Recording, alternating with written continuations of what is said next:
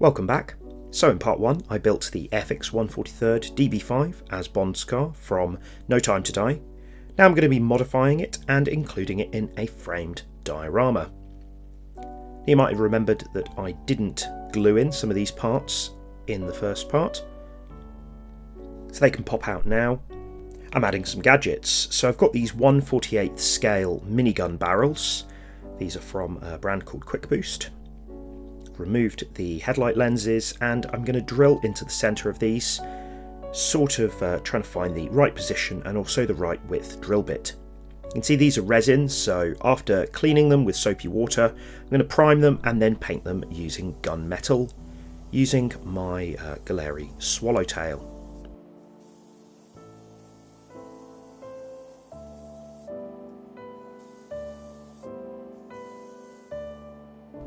These are intended for a Revell plane, but they're pretty much the right scale to be used in this model.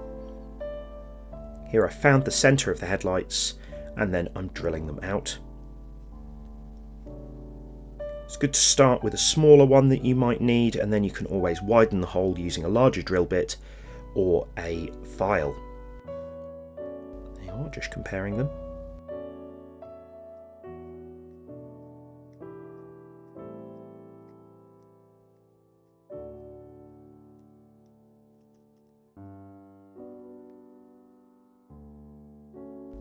Now this set comes with 4, so if I ever want to make this again, I'll have a couple left over.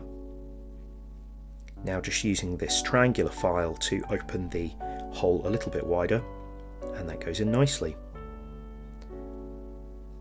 I'll glue that in later to the right depth when I'm happy. Also marking off where I'm going to need to drill into this part of the chassis.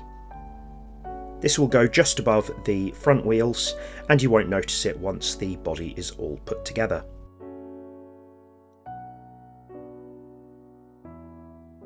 There you are, sticks out a little bit at the moment, but I'll sort it out later. Then painting the headlights in their matte black so that they will disappear. In the film the headlights lower down to reveal the machine guns behind them, so all of these sections should be black. There we are.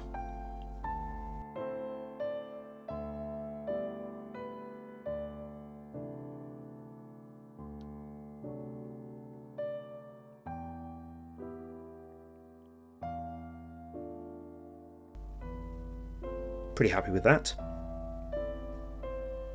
And then just making sure that the two holes line up nicely and they're the right size.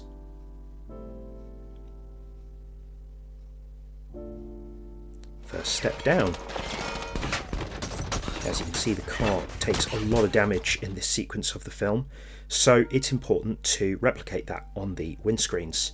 Now I really don't want to damage these, so I was very careful with them.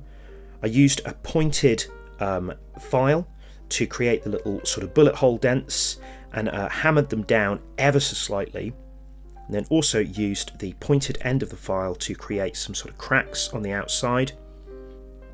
The reason I mainly did this through the inside was because I could lean it against the cutting mat.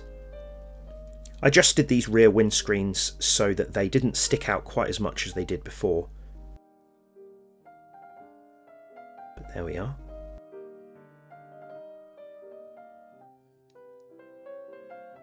Now doing some rubber trim and chrome window wipers around the front one.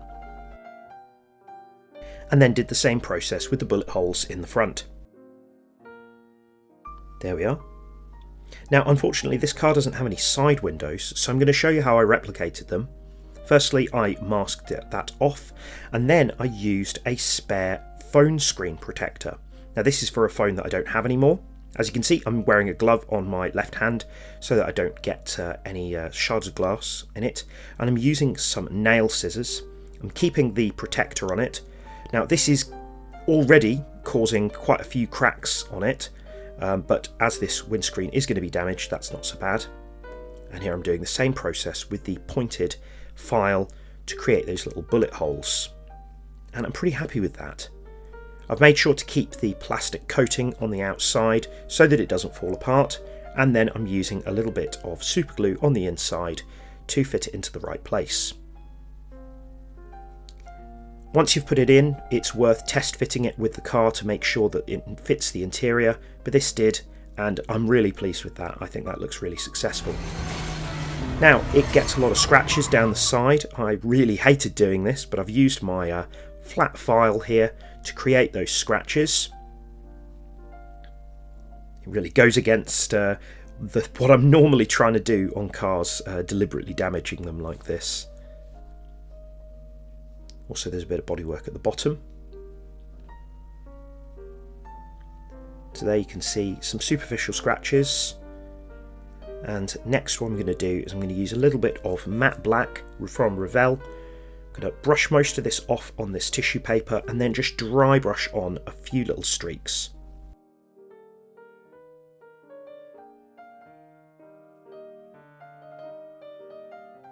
There we have it.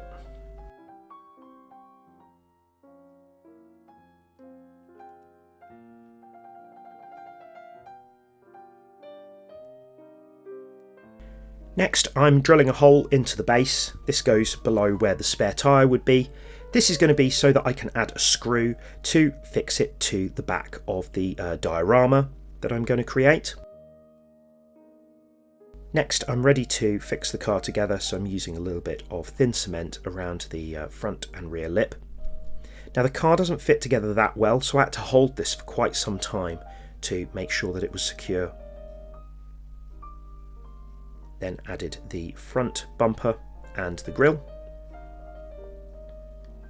and then those guns can slide into place. I've added a small amount of super glue to the inside of these to make sure that they don't move around, and then a small amount of super glue around the edge of the windscreen as well.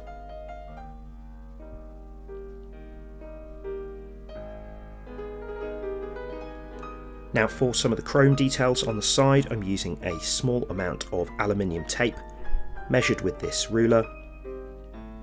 I really wanted these to stand out. Sometimes it's quite difficult to get chrome details to stand out on silver cars, especially when they're so small.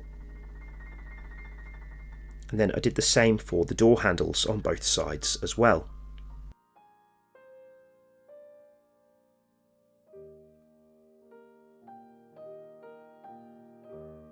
The diorama I'm going for is this iconic scene from the early part of the film, which was used on some of the posters, with the car doing donuts and spraying smoke behind. I'm using one of these Santa head IKEA frames, as I often do, and to create the tiles I have got this thin cork mat, which I'm cutting into strips about 1 centimetre wide. And then looking at the poster, the bricks were quite irregular, so I'm doing them between about 2 to 3 centimetres wide, and then using some PVA white glue, and then sticking them down in a kind of brickwork pattern. This is sped up. As you can see, there's a little bit of a gap between each of the bricks, so I'll show you what I did with that in a moment. There's the cork. This was primed and then painted in a kind of stony beige, but I wasn't really happy with how it looked with all the gaps, so I got some ready mixed tiling grout, which I had left over from when we did our kitchen earlier this year. A light spreading of that filled in all the gaps and gave it a really nice stony finish.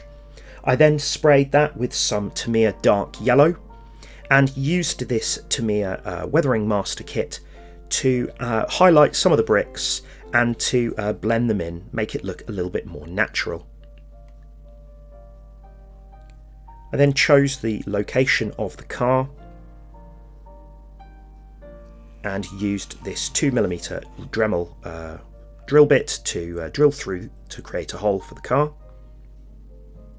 And then this screw went through into the back. You need to be very careful when doing this because you don't want to over drill it and damage the inside of the bodywork. There we are. Now that moves slightly, so I'll add some super glue later.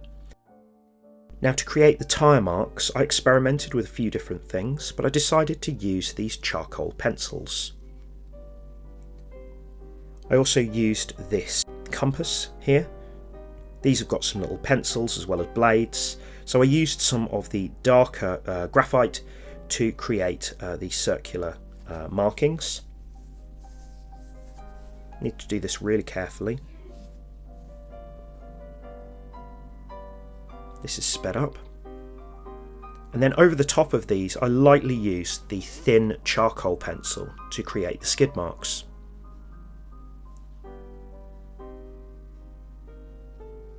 These could be blended in with your finger.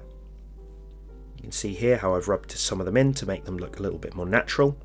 And to create the smoke coming from the tail of the car, I'm using these makeup removing pads.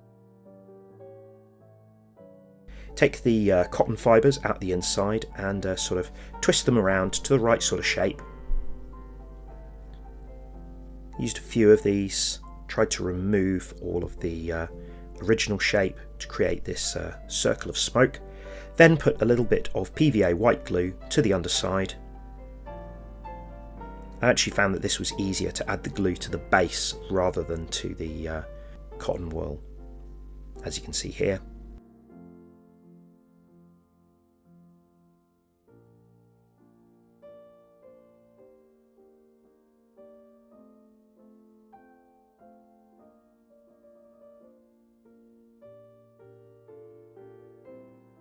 Make sure it doesn't go too close to the edge because that will get trapped under the frame. And there is the box frame on top.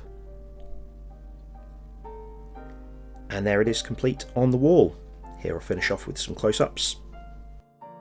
So I've tried quite a few different techniques in this video. Let me know if you've tried any of them or if you will be copying any of them in the future. Also, if you have any tips or suggestions on how you would do this kind of diorama, please let me know. Anyway, I'm pretty happy with how this has turned out. That's going to go on the wall as well. Yeah, so thanks very much for watching. I do recommend this kit.